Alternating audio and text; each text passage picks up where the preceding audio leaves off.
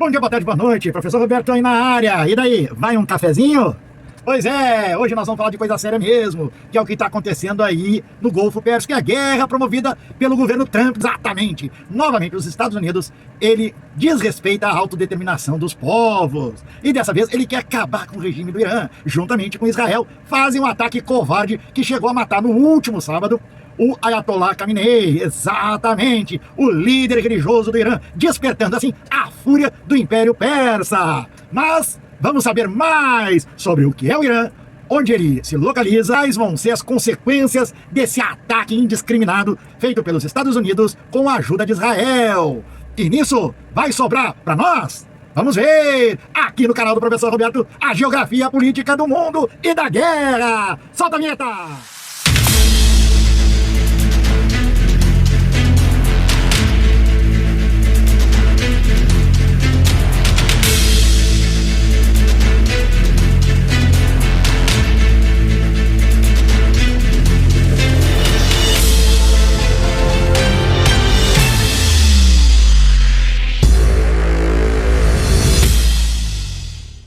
Conflito em escalada no Golfo Pérsico.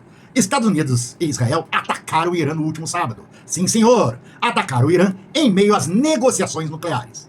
Em uma dramática escalada militar no Oriente Médio, forças dos Estados Unidos e de Israel lançaram ataques de larga escala contra o Irã, mesmo enquanto negociações diplomáticas sobre o programa nuclear iraniano estavam em curso. Mais uma vez, os Estados Unidos usam da truculência gangsterista que está sendo uma marca registrada do governo Trump, visto aí o que ele fez na Venezuela, onde bombardeou a Venezuela e sequestrou o seu presidente. Nesse caso, os Estados Unidos bombardeou Teherã e matou o Ayatollah Ali Khamenei. Sendo que o Ayatollah Ali Khamenei era considerado um homem extremamente ponderado, ele não era radical, ele é que travava o desenvolvimento de armas nucleares no Irã. Exatamente, isso o Trump não fala, isso os jornais não falam, isso a imprensa, né, comprometida com essa direita internacional fascista não fala isso, que o Ayatollah Ali Khamenei era da ala moderada dos xiitas, ou seja, ele, né, baixou uma lei no qual proibia o desenvolvimento de armas de destruição em massa nucleares, ou seja, os Estados Unidos deu um tiro no próprio pé.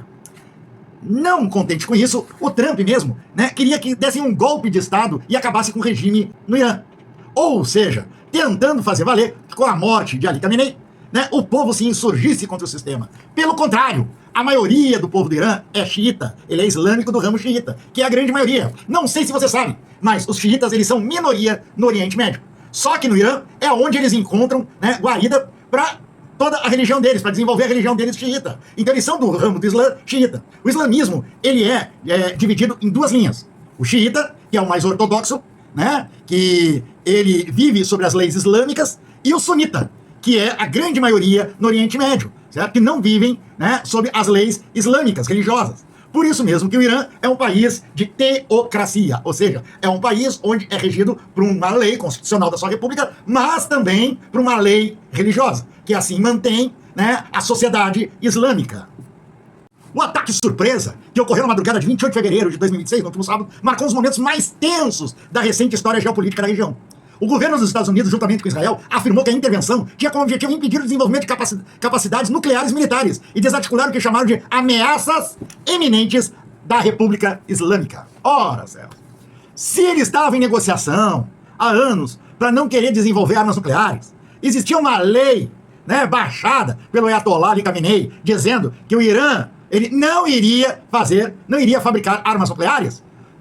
Essa desculpa do Trump é uma desculpa vazia, uma mentira novamente. Ou seja, não é por causa disso que houve esse ataque, mas por causa do petróleo, mas por causa do Estreito de Hormuz. Quem detiver o controle do Estreito de Hormuz detém a produção de mais de 30% do petróleo consumido no mundo inteiro, além do gás para a Europa também, que passa pelo Estreito de Hormuz. Ou seja, o Estreito de Hormuz, ele fica entre o Irã e o Emirados. Ou seja, é um estreito onde ele quase que liga os dois países, certo? Dentro do mar do Golfo Pérsico.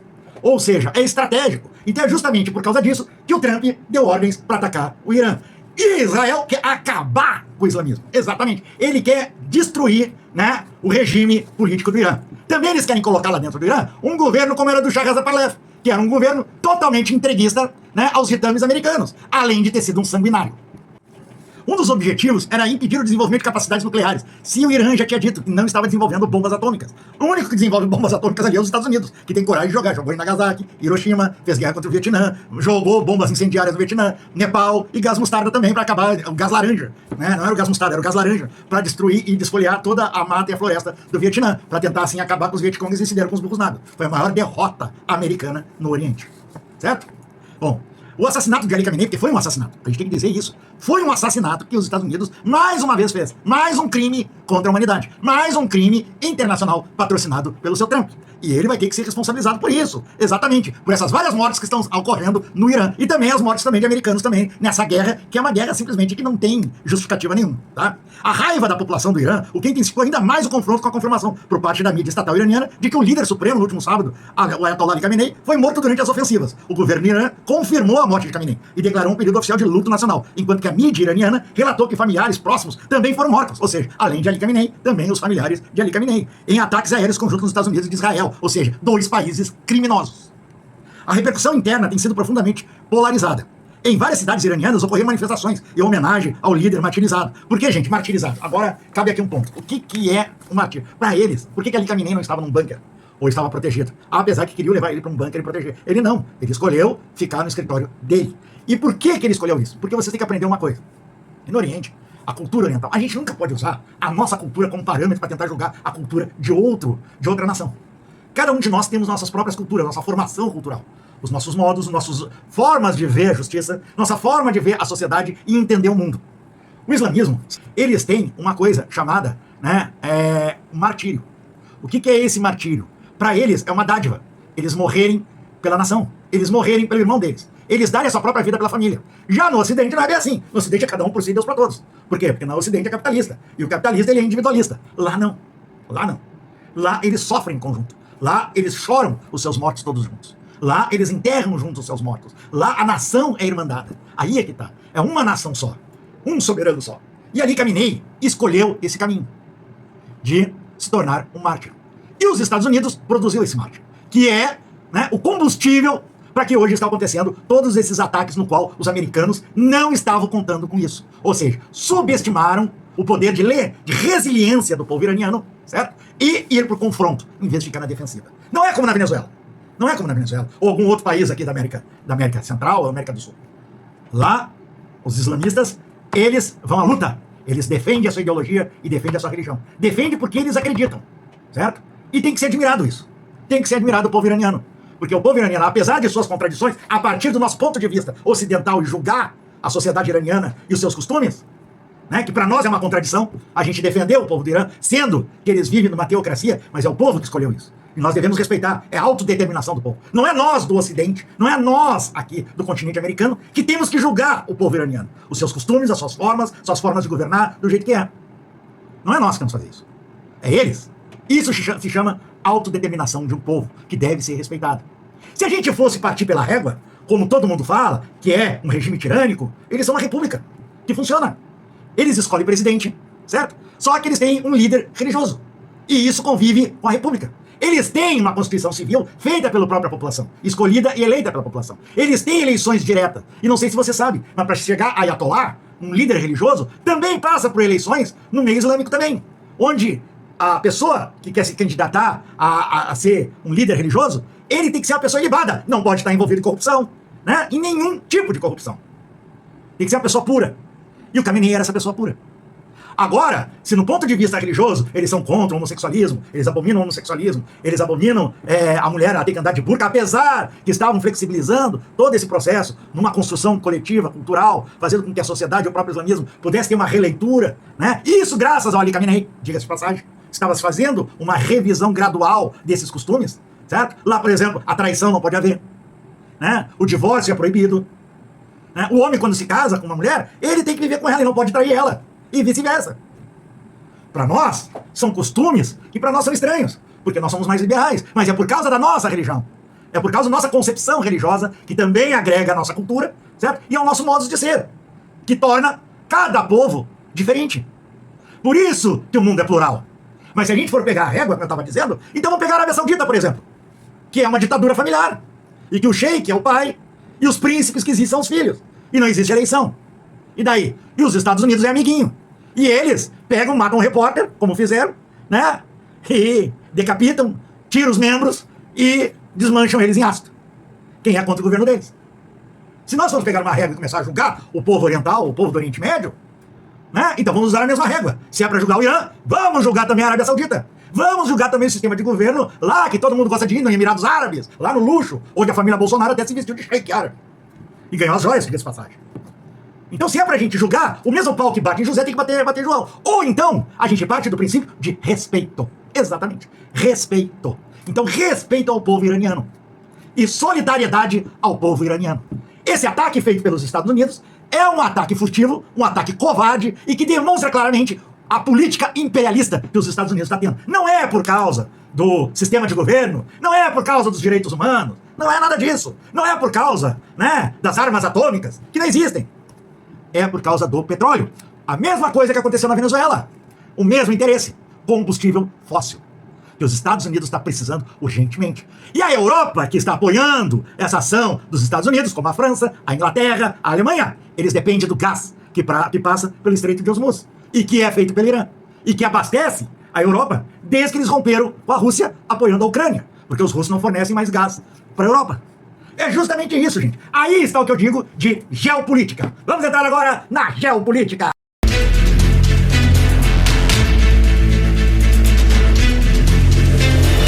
Você sabe que a economia americana, ela está em frangalhos, certo? Por que ela está em frangalhos? O dólar, por exemplo, o lastro do dólar, ele é um lastro, né? É uma moeda, como eu já tinha falado já em outros programas, fiduciária, ou seja, é na base da confiança.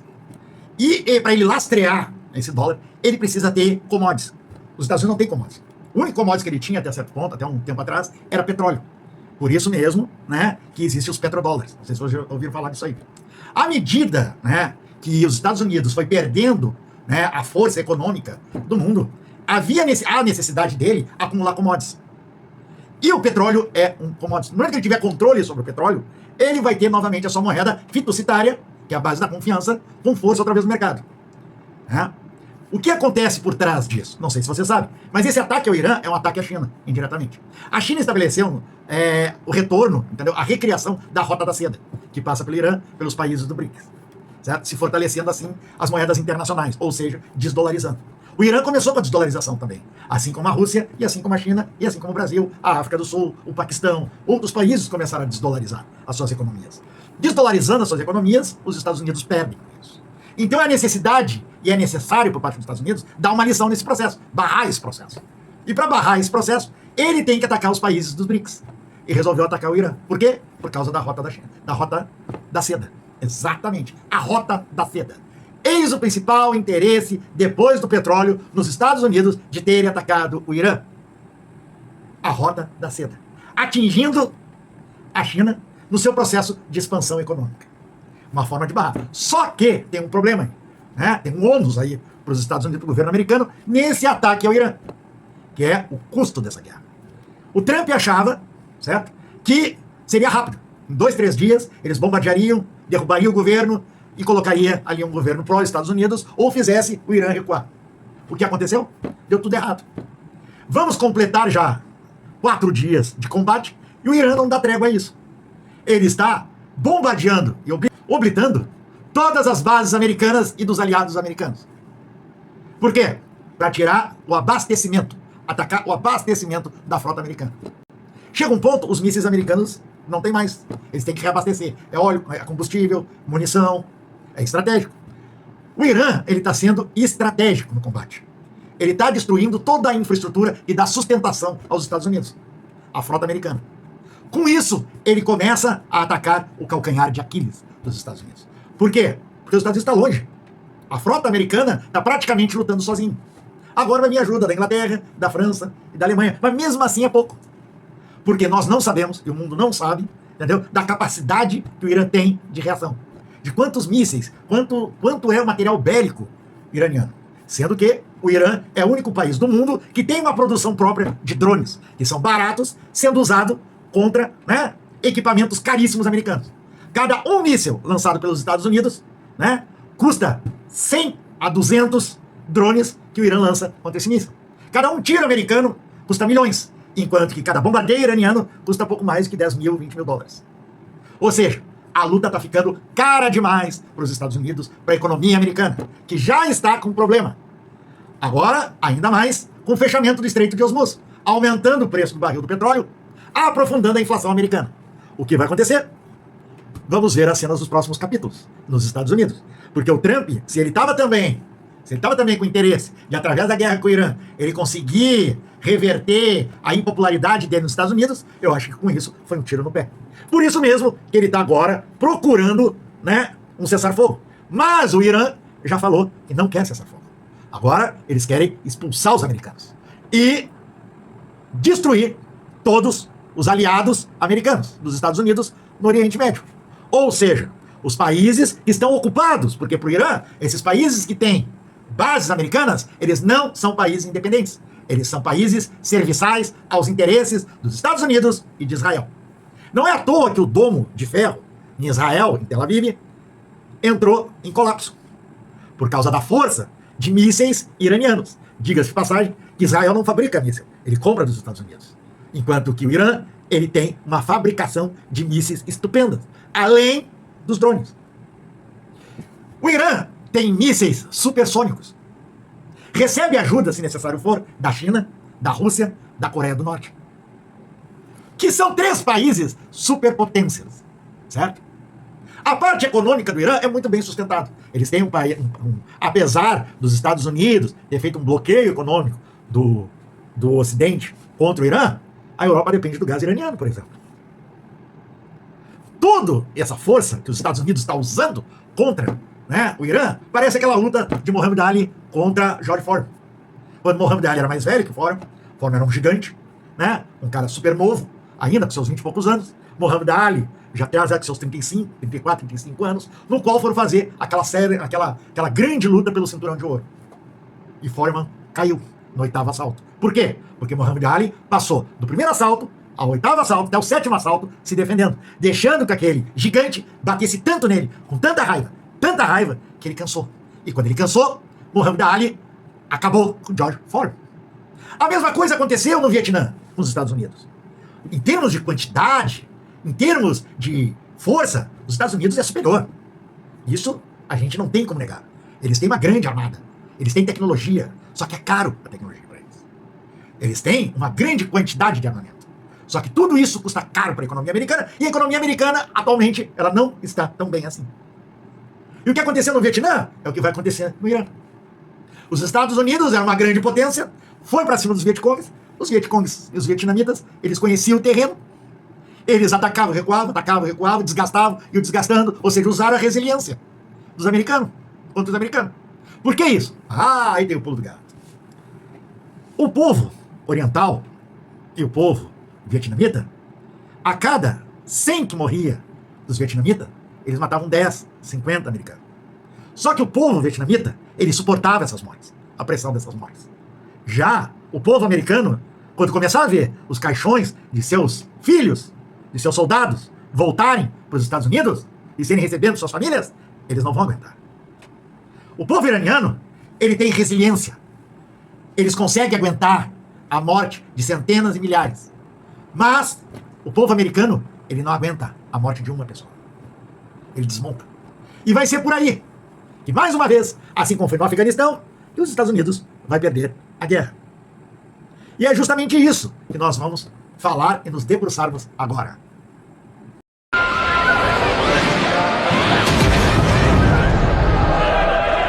A capacidade americana de suportar uma guerra a longo prazo é mínima possível, eles não conseguem aumentar. Enquanto que o Irã quer fazer uma guerra a longo prazo. Vai ser pior ainda para os Estados Unidos se eles tentarem ocupar territorialmente o Irã. O Irã, quero que vocês saibam, para quem não conhece, é o maior país persa do Oriente Médio. Ele tem uma vasta terra. E aí a gente precisa saber um pouquinho da história do Irã. O Irã é a antiga Pérsia, certo? Do rei Dario, que praticamente conquistou todo o Oriente Médio, chegando até o Egito, na África, para você ter uma ideia, certo? O Irã é uma república islâmica, xiita, que se localiza no Golfo Pérsico, ou Golfo Árabe, ou Golfo Árabe, né, como a gente diz. O Irã era chamado de Pérsia, né, do século VI a.C., até 1935.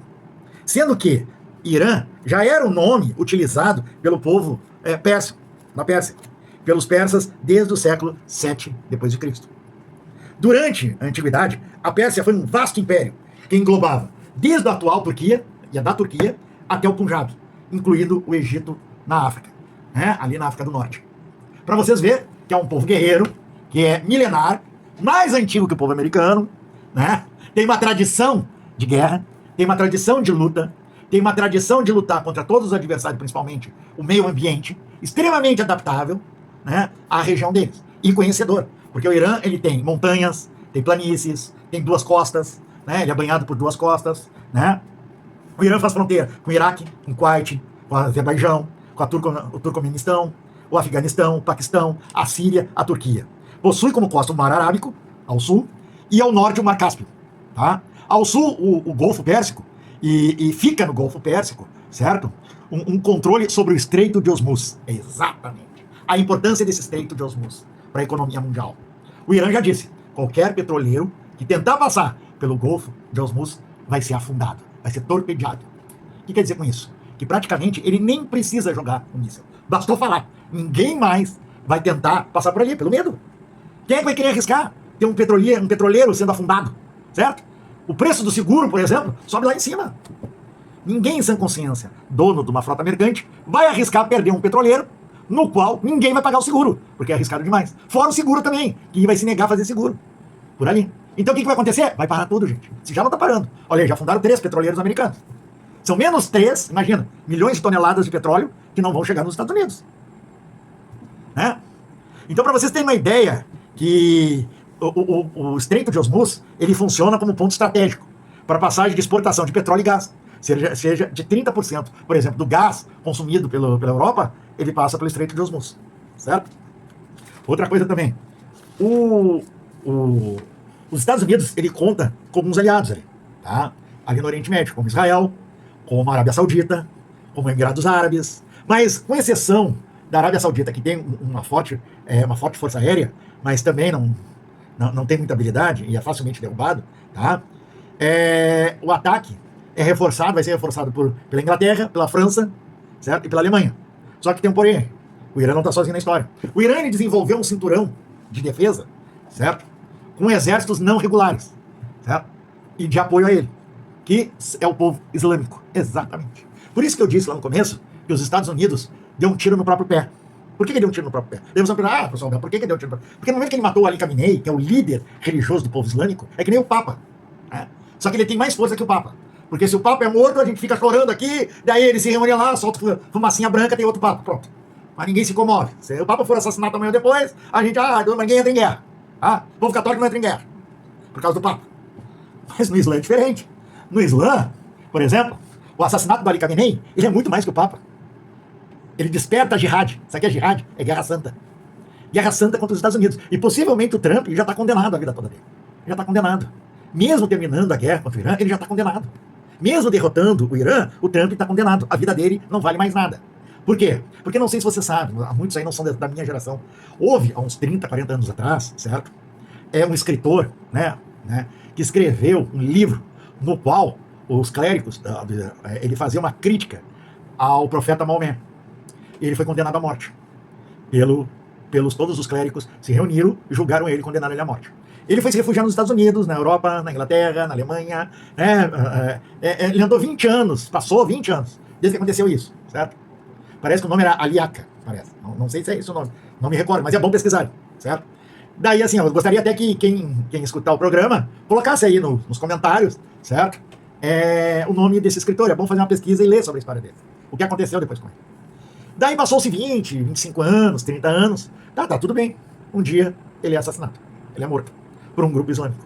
Ou seja, foi na Inglaterra, parece, que mataram ele. Ou seja, para vocês verem que ele foi condenado e fazia uns 30 anos dessa condenação de morte. E os caras esperaram, até que no momento que a opinião pública não estava mais em cima, que ninguém mais estava em cima, que ele não tinha mais proteção, que ele já se sentia livre e já se sentia seguro, ele foi morto. Por uma condenação de 30, 35 anos atrás. O que quer dizer com isso? Que o Trump já está condenado, a vida dele é condenada. Agora o Trump está condenado a andar com segurança 24 horas por dia pro resto da vida dele, apesar que não tem muito tempo de vida. Já está com quase 80 anos, está todo podre, está aí fedendo. É questão de tempo, sabe? Esse cramunhão morrer logo de podridão mesmo. Né? Vira uma carniça, porque é uma verdadeira carniça. Dizem que quando chegam perto dele é um fedor de carne podre. Né? É o capeta, né? É isso, é o capeta, é o diabo. É isso aí. É o Credo Cruz, é o cadeirudo, pé de bode, é o Trump, né? Só que loiro, né? Doritos. Pois é. Mas o Irã, ele tem o Hamas como o exército dele também auxiliar, certo? Tem o Hezbollah, né? Tem os xiitas do Paquistão, é uma força muito grande. Tem os Houthis, né? No Emirados. Tem o movimento de luta islâmica, que é o movimento de todo o islamismo, de todos os xiitas do mundo. Ou seja, não se trata só do exército regular de Israel, desculpa, do exército regular do Irã, mas sim de uma força que foi despertada aos xiitas do Afeganistão, os jihadistas, né, da jihad, né, a Palestina. Ou seja, é uma força superior até mesmo o Estado do Irã, que vão começar a atacar terrorismo. Sim, senhor. Vocês vão ver embaixadas americanas sendo bombardeadas na África, no Oriente, na Oceania. Quando vocês vão ver de agora em diante, vai ser uma explosão atrás da outra. O Trump, ele despertou uma jihad islâmica, uma guerra, e não deveria ter metido a mão nesse maribondo. Além dele sair picado, muitos americanos vão morrer. Talvez não morram muitos agora nessa guerra de bombardeio, mas vai ser na guerra ao terror. Vai ser no terror, vai ser no terrorismo. Vocês vão ver ataques no próprio território americano. Não duvido que não vá ocorrer ataques no próprio território americano. Onde tiver uma embaixada americana vai ser alvo. Onde tiver uma embaixada da Arábia Saudita vai ser alvo. Onde tiver uma embaixada de Israel vai ser alvo, né, de ataques desses grupos que agora mais do que nunca vão começar a lutar sem parar. Até acabarem com Israel, né, e acabarem com o imperialismo americano. É justamente isso. A gente está entrando naquilo que a gente chama de guerra assimétrica, certo? É uma guerra, certo? Que não é uma guerra convencional. Por exemplo, você pode ver, o Irã está usando os mísseis balísticos e está destruindo o navio, está acabando com a Força Aérea Americana, né? Eles estão conseguindo atacar em vez de se defender. Para eles não interessa se defender, interessa atacar. Quanto mais eles atacar, menos o inimigo vai ter força para combater eles em terra.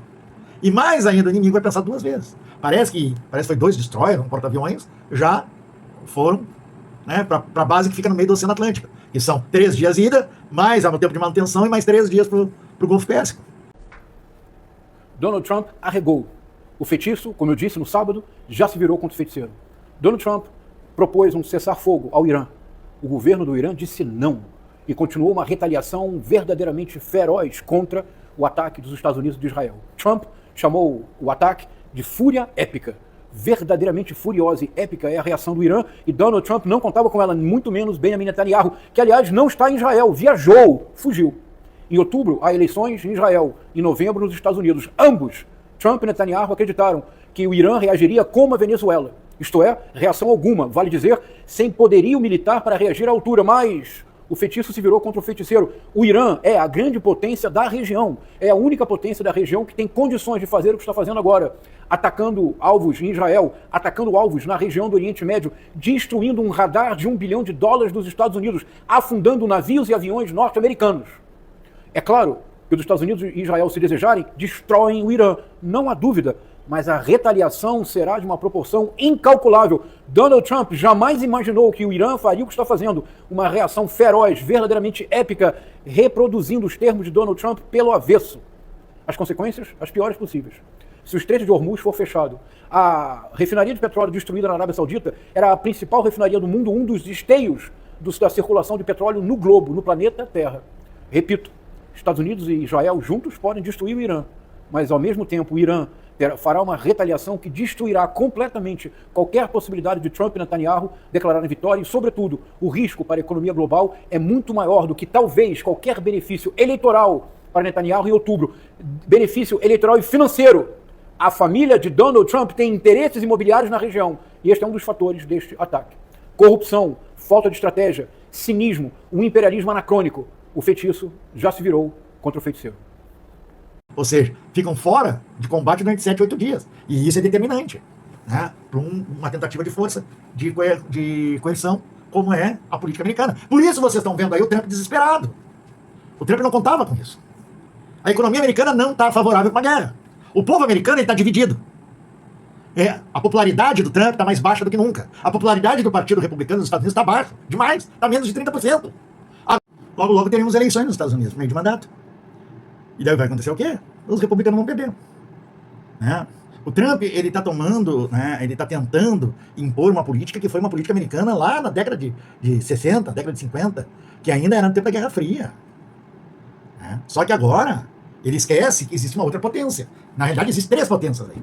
A China, a Rússia e a Coreia do Norte. São 3 potências militares. E o Irã também é uma potência militar. Ali no Golfo Pérsico, o Irã é uma potência militar. Né? Só que o Irã nunca se meteu com o país dos outros. E é isso aí. Além do sentimento anti-americano que aumenta no mundo todo.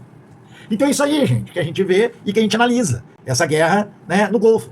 E vamos ficar atentos, que essa semana, provavelmente, teremos mais notícias ainda e entraremos ainda, né, com o nosso programa especial de Geografia Política, ou Geopolítica, aqui no canal do Professor Roberto. Se vocês gostaram, dá um like, aperta o sininho e compartilha. E não se esqueçam de nos acompanhar nas rapidinhas do Professor Roberto da Manhã, todos os dias. E no sábado, falando sério de política, não tão sério assim, pegando todas as notícias da semana. E temos novidades, olha aí o Nicolas no avião e no jatinho do Vorcário. Olha aí o presidente do PL admitindo que o Bolsonaro ganhou 3 milhões de reais na continha pessoal dele durante a campanha do Vorcário. Exatamente. Parece que as máscaras estão caindo e mais do que nunca fica mais evidente que o presidente da CPMI foi desmascarado, exatamente, porque ele aparece no bilhetinho do Flávio Rachadinha, te lembra o bilhetinho famoso, no qual vai dar din-din pro presidente da CPMI para ser Minas Gerais candidato ao Senado, exatamente, por isso que ele não quer chamar a secretária do Flávio Bolsonaro para depor na CPMI. E tem outra, a secretária do careca do INSS desmentiu, nunca houve mesada pro Lulinha, mas